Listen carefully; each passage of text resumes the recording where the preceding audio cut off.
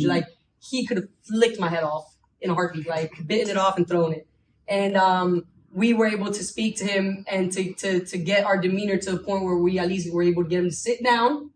Once he sat down, we kept talking, we maneuvered properly, and we were able to get him in cuffs without him just taking us out. Because if he wanted to, he probably could have, and that would have escalated to something bigger, on our end. So very well knowing that, just immediately kind of like gauging your distance, right? Boxing, get your distance. So just keeping our distance and just knowing, like, you're talking to somebody, but you're thinking of like 10 different scenarios at the same time. So being able to have this come out while you're like, all this stuff, it's a lot. So again, and that's why I say it's not just me. My partner that night did a phenomenal job backing me up and me backing him up and us doing this together.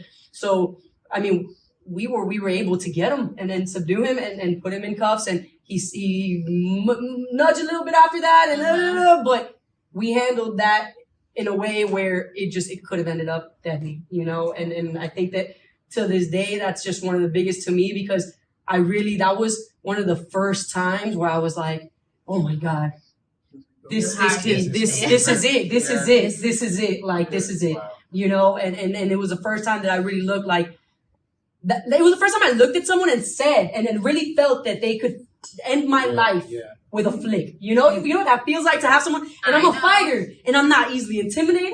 I'm not scared of nobody. I fear no man. But that day, a little bit of fear for that man.